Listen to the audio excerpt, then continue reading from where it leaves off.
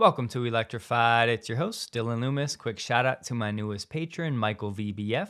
Thank you for choosing to support the channel. Uber CEO Dara just said that Elon was not open to making Tesla's robotaxis available on Uber's ride-sharing platform, which of course would make Uber a future competitor. Dara said, "I've had conversations with Elon at this point. They want to build it alone, so to some extent in Austin, we and Waymo will be competing with Tesla when they launch. Life is long, but we would love to partner with them." And I'm sure that they would. I'm sure this doesn't come as a surprise to most. I did think there was at least a non-0% chance that Tesla would expedite adoption in partnership with Uber, but it does make total sense that they would do this alone. Tesla has the reach, the world loves reporting on Elon, and they've clearly been building their own app, so as I argued last year, Tesla will likely want to control their own destiny, not give up any margin to anyone else, and they'll want to intimately control their customers' experience, something Tesla would not want to rely on another company for. Tesla has the software and hardware expertise that most other companies don't, and so the clock begins now for Uber's demise. Now, as I've also argued in the past, I don't think this demise happens overnight. I won't rehash my rationale, but just know the road to relevance for Uber 5 years from now just got significantly more difficult. And don't forget what Uber said earlier this month. We're spending an enormous yet appropriate amount of organizational energy to execute on our autonomous vehicle strategy. We'll have much more to share through the year, starting with our public launch with Waymo in Austin next month, which is March,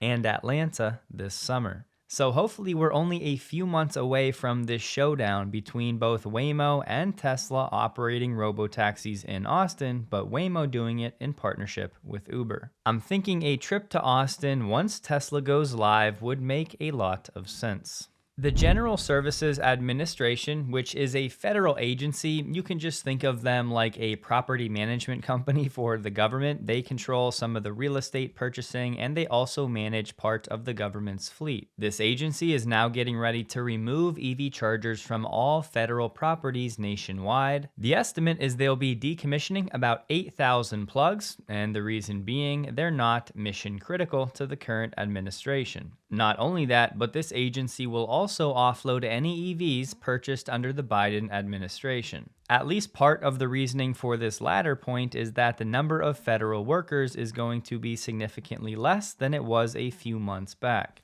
Less workers, less vehicles are required. At first, it was a little disappointing, but doing some digging, I found that many of these chargers are level 2 and use the CHAdeMO connector or other defunct charging plugs. We don't have specific numbers of connector types, but there's a chance many of these chargers would never be used anyway, so you might as well cancel those contracts. Under the Biden administration, $975 million was given to the GSA to upgrade federal buildings across the country with emerging and sustainable tech. But now, at least a portion of that is going to be unwound. So clearly, the focus of the current administration is really on efficiency and reducing investments in infrastructure that are seen as non-essential to core government functions. The taxpayer in me supports this, but the EV proponent in me is a bit disappointed. But again, if a significant portion of those chargers were CHAdeMO anyway, then no point in paying to maintain those into the future. And hopefully over time, the government can slowly upgrade its fleet to use more electric vehicles, but maybe at a time when the budget is a bit more balanced. Tesla has officially ended the sale of the new Model Y launch series across Europe and has replaced it with the regular lineup of the new Model Y.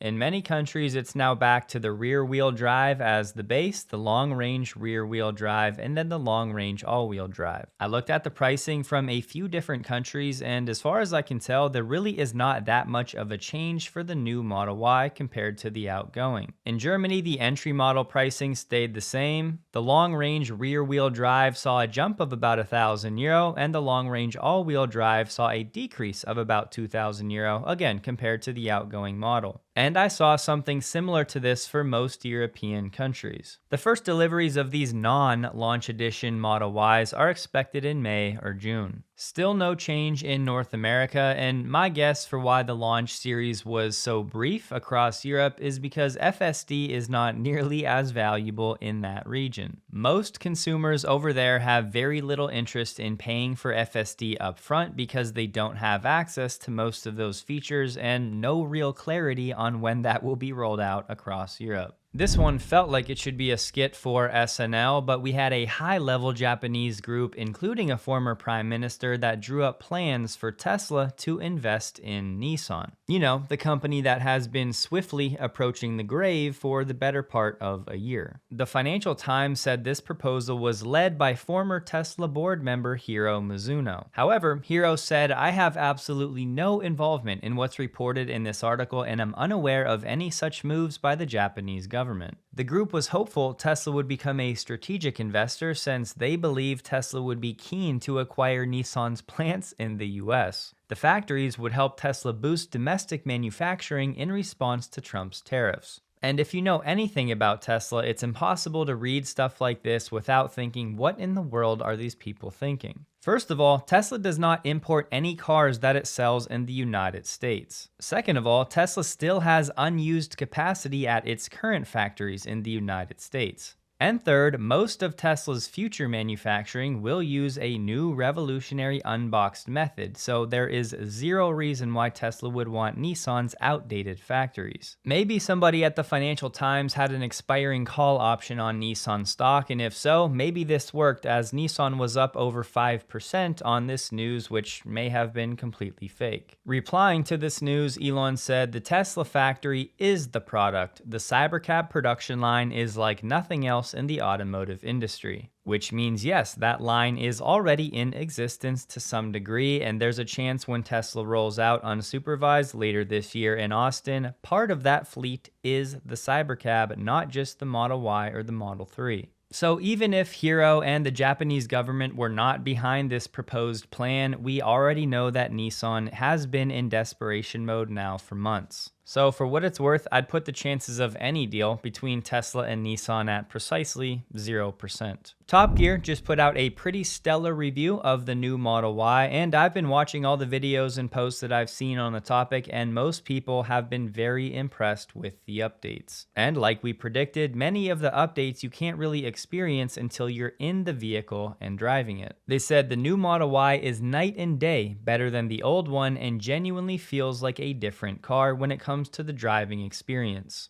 More attention's been lavished on general rigidity, damping in springs, better isolation, and noise reduction. So the Model Y is quieter and more forgiving. What's the verdict? A massive improvement to the Model Y from Tesla. There was a new Tesla OTA update for a PCB for the electronic power steering that may become overstressed, causing a loss of power steering assist when the vehicle stops and accelerates again. Tesla has already released an OTA update to remedy the problem. There are some headlines out there talking about Elon's Doge cutting half of this program from NHTSA that was focused on autonomous vehicle safety. Just know this new group that was developed very recently had about 7 people. But zooming out to all of NHTSA, Doge is cutting about 10% of the overall workforce. Since they employed about 800 people, NHTSA is set to lose 70 to 80 employees. Some of the positions that have been cut: an engineer working on crash test dummies, employees working on states' safety grant funding, and a research psychologist focused on drunk driving and speeding. As we've covered, NHTSA has been too slow to come up with new rules to govern autonomous vehicles. And these autonomous systems largely fall outside of the existing safety rules. So it does make sense to have a new federal level framework for autonomous vehicles, which means a shakeup at NHTSA makes sense. The media will make this all about Tesla and Elon trying to make things easier for his company, but don't forget NHTSA is also responsible for investigating all car companies, and NHTSA is investigating deadly crashes from Ford's Blue Cruise and safety problems with Waymo and Zoox. In theory, NHTSA's mission is admirable, but you have to ask the question, a lot of the things they spend time and money doing, like their public awareness campaigns, like Click It or Ticket and Drive Sober or Get Pulled Over, I mean, how much good is that really doing? I don't know about you, but I've never met anyone who said, oh, well, I'm not going to drink and drive tonight because NHTSA said I shouldn't do it. But at the end of the day, I think this move again is focused on efficiency and paving the way for a new team that's going to focus on new autonomous vehicle regulations at the federal level. I just wanted to say one thing about Rivian's Q4 earnings. They did achieve a gross profit of $170 million in Q4, which is a huge milestone. And not only that, but they removed $31,000 of automotive cost of revenues per vehicle delivered compared to the Q4 of 2023. So Rivian was saying all year this would be the case and they were going to pull this off. Many of us, including myself, had our doubts, and Rivian proved us wrong.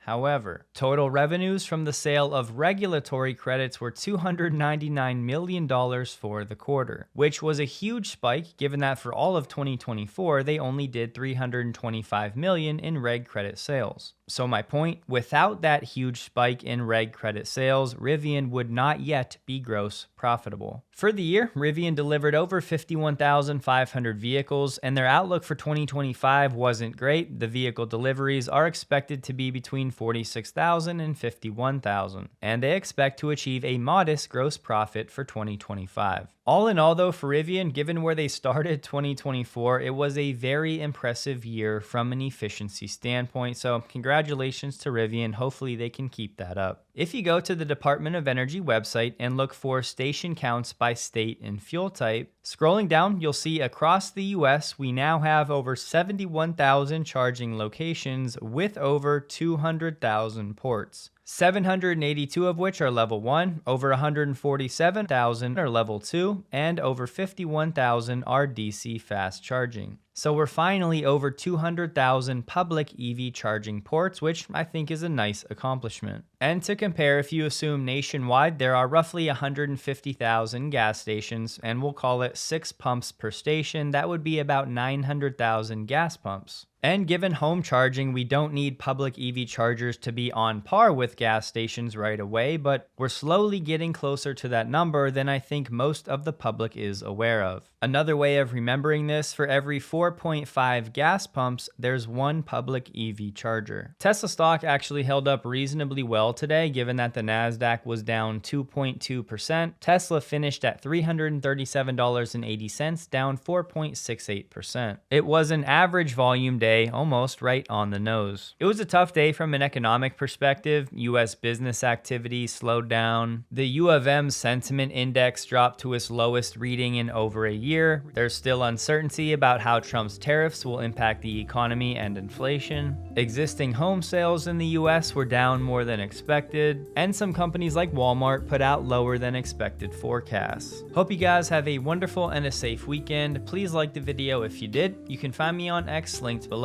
and a huge thank you to all of my Patreon supporters.